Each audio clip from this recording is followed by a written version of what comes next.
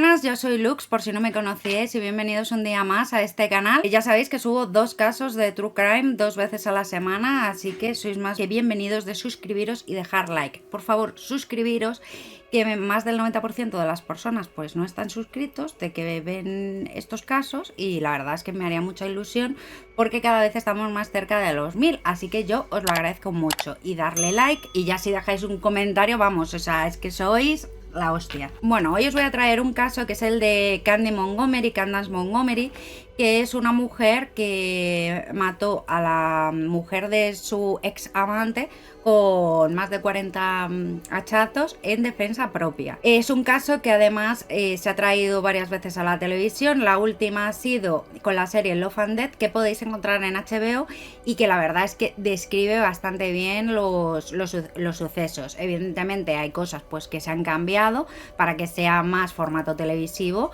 pero yo creo que lo representa bastante bien. Y bueno, sin más, vamos a empezar con el caso de hoy.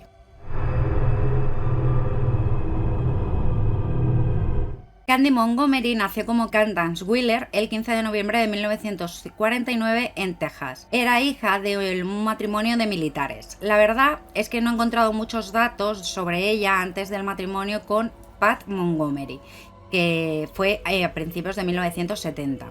Este era un ingeniero eléctrico que trabajaba para una empresa de tecnología en Texas. Candy por esta época también trabajó como secretaria a tiempo parcial. Pat consiguió un trabajo en el ejército diseñando sistemas de radar, lo que hizo que subiera su nivel económico, con lo que Candy dejó su trabajo y empezó a dedicarse a tiempo completo al cuidado de su familia. Pat y Candy tenían 2 hijos, un niño y una niña. La familia se mudó al condado de Collin, en Texas, en 1977 y acudía regularmente a la iglesia metodista de Lucas. Allí Candy conoció a Betty Gore, con quien hizo estrechar una amistad.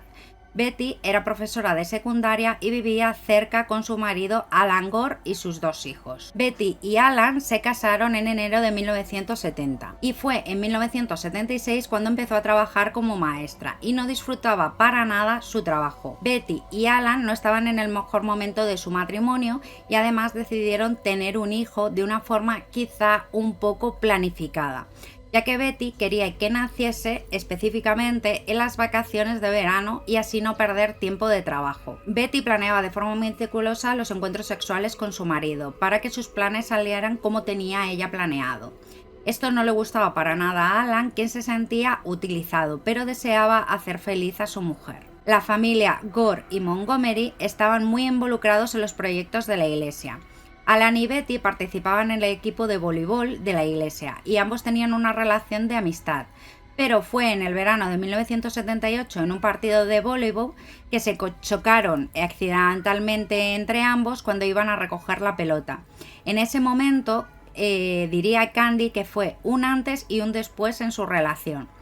Candy se empezó a sentir muy atraída por Alan y como Candy le estaba aburriendo su matrimonio, según sus propias palabras, a lo mejor lo que necesitaba era tener una aventura que le hiciera sentir fuegos artificiales. Candy y Alan empezaron a tontear, aunque Candy no estaba segura si realmente tonteaba con ella o es que se comportaba así con todo el mundo. Un día, después de uno de los ensayos del coro donde ambos participaran, Candy se subió al coche de Alan para hablar con él sobre algo que le estaba molestando. Candy, ni corta ni perezosa, lo que hizo fue lanzarse y le dijo que llevaba en tiempo tonteando y que quería saber si Alan se iba a lanzar o que qué pasaba. Pero Alan no supo qué contestar en ese momento y Candy se fue. Alan se quedó con el run run detrás de la oreja durante unos días. Y otro día, después de un entrenamiento de voleibol, Candy se volvió otra vez a lanzar, pero esta vez súper a saco, en plan de, oye, ¿quieres que tengamos una aventura? A lo que Alan le dijo que no estaba seguro porque no le quería hacer daño a su mujer. De todas formas, cuando terminaron de hablar, Alan le dio un beso a Candy y se fue. Alan llamó en los días siguientes a Candy para invitarla a comer y hablar sobre lo que había pasado. Los dos querían algo más entre ellos, pero Candy decidió primero hacer una lista de normas. Una de las normas más importantes es que tendrían algo meramente físico y que si alguno de los dos se enamoraba, la relación tendría que terminar de inmediato. También se dijo que tendrían que verse entre semana cuando su marido estuviese trabajando y que siempre tendría que ser en un motel a la hora de comer y que además siempre pagarían todo al 50%. Alan y Candy tuvieron su primer encuentro extramatrimonial el 12 de diciembre de 1978 en un motel que estaba cerca del trabajo de Alan.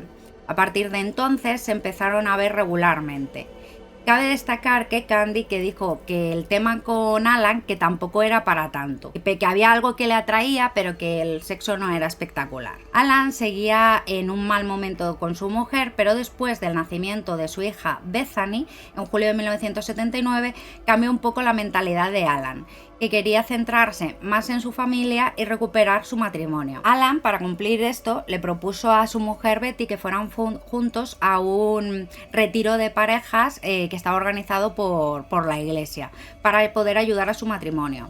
Esta experiencia fue como Alan había planificado y se enamoraron de nuevo el uno del otro. Alan quería dejar su aventura con Candy porque no quería poner más en riesgo su matrimonio, pero tampoco se atrevía a decírselo a Candy. Candy notaba que Alan estaba cada vez más distante y fue Candy quien decidió poner fin a la aventura, aunque de vez en cuando se seguían viendo. El 13 de junio de 1980, Alan se tuvo que ir por viaje de trabajo, cosa que molestaba muchísimo a Betty y la ponía muy nerviosa. Una vez en el aeropuerto llamó a su mujer, pero esta no le contestaba el teléfono. La llamó varias veces a lo largo del día, pero no la localizaba. Como estaba bastante preocupado por ella, decidió llamar a un vecino que se llamaba Richard para que fuese a su casa y comprobar que todo estaba bien. Richard, el vecino, en principio llamó a Alan diciéndole que creía que su mujer no estaba y que no veía nada fuera de lo normal. Pero Alan fue bastante insistente y le dijo a Richard que por favor entrase a la casa como fuese para asegurarse que todo estaba en orden. Richard intentó conseguir una llave de la casa a través de la inmobiliaria con la que trabajaba y Alan llamó a 2 amigos más para que también fuesen a revisar. Cuando Richard llegó, se encontró con los otros 2 amigos de Alan y se dieron cuenta de que la puerta no estaba cerrada, así que pudieron entrar en la casa sin necesidad de utilizar la llave que había conseguido Richard. Lo primero que encontraron fue al bebé del matrimonio que estaba llorando de una forma bastante insistente y parecía que llevaba bastante tiempo así. Cuando registraron el resto de la casa, se encontraron con el cuerpo de Betty encima de un charco de sangre y llamaron inmediatamente a la policía. Uno de los amigos que había entrado en la casa tuvo que hablar con Alan y decirle lo que había encontrado, que su mujer no tenía vida. Al principio, debido a la cantidad de sangre, pensaron que habían disparado a Betty, pero en realidad esta mujer había perdido la vida con más de 40 hachazos, como dictaminó la autopsia. La policía se puso a investigar y tenían que averiguar la línea temporal de la víctima y quién había sido la última persona que la había visto con vida. La puerta de la casa no estaba forzada, pero sí que había señales de lucha. En este tipo de casos, el principal sospechoso es la pareja de la víctima, con lo cual Alan tuvo que regresar de forma inmediata a la casa para hablar con la policía. En este interrogatorio, Alan dijo que la última persona que había ido a la casa había sido Candy Montgomery, una amiga de la familia que se había quedado con su hija mayor, Alyssa. La noche anterior al crimen, Alyssa se había quedado a dormir en casa de Candy, ya que ella y su hija eran mejores amigas y habían decidido hacer una fiesta de pijamas. Candy había estado en la casa de Betty para recoger el bañador de Alyssa, ya que tenía que ir a natación y esa noche también se quería quedar en casa de Candy a dormir. Alan, que no podía con los nervios y la presión, al final confesó a la policía que Candy y él habían tenido una aventura en el pasado. Así que la policía se empezó a centrar la investigación en Candy. La policía interrogó a Candy muchísimas veces, pero siempre relataba la misma historia, que la mañana del 13 de junio llamó a Betty para pedirle permiso para que Alyssa se quedara una noche más en su casa y le dijo que no se preocupara por la clase de natación, que ella misma la llevaría. Fue a casa de Betty para recoger el bañador sobre las 10 de la mañana aproximadamente. Se quedó un rato hablando con Betty y se fue a comprar al supermercado, pero como se le hizo tarde, decidió pasar del supermercado e ir directamente a recoger a los niños. La policía sospechaba a 100% que Candy era la culpable. Habían encontrado una huella de zapato ensangrentada y estaban intentando encontrar pruebas para acusar formalmente a Candy. Poco tiempo después la arrestaron, pero fue puesta en libertad bajo la fianza de $100.000. Mientras se celebraba el juicio, la comunidad de la iglesia de Candy no se podía creer que ella hubiese cometido este brutal asesinato. El juicio empezó en octubre de 1980 y Candy dijo que sí que había cometido el crimen, pero que lo había hecho en defensa propia. Declaró que fue a casa de Betty a por el bañador y que Betty le acusó de haber tenido una aventura con su marido. Candy se intentó disculpar, pero Betty la atacó y la empujó. Betty cogió un hacha e intentó pegar a Candy con ella. Pero después de una lucha entre ambas, Candy consiguió quitarle el hacha y ya no recordaba absolutamente nada más porque había entrado como una especie de sueño y no recordaba lo que había pasado. Estas además son palabras textuales de Candy. Una de las pruebas de la defensa fueron unos informes de unas sesiones de hipnosis que Candy había hecho con el Dr. Fredson, un psiquiatra especializado en esta práctica.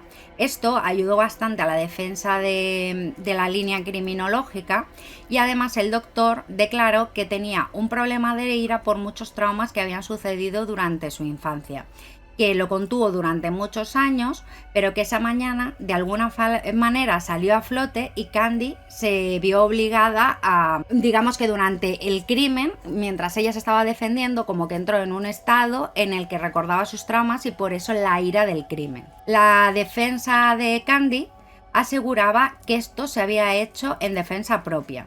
El jurado determinó la inocencia de Candy en el cargo de asesinato en primer grado y estuvo de acuerdo con la defensa. La fiscalía no apeló la decisión, algo que evidentemente indignó a la familia de Betty. Candy, después del juicio, declaró que quería dejar atrás lo que había pasado y tener una vida completamente normal.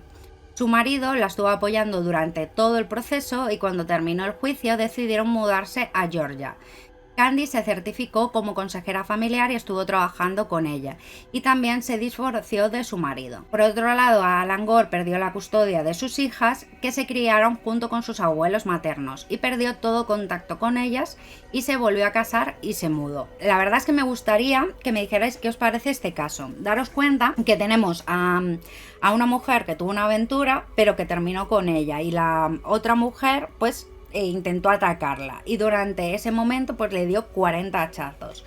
¿Creéis que los 40 hachazos son por defensa propia? La verdad es que yo he estado meditando bastante sobre este caso y al principio digo, no hombre, pero 40 hachazos, ¿cómo van a ser defensa propia? O sea, son muchos hachazos.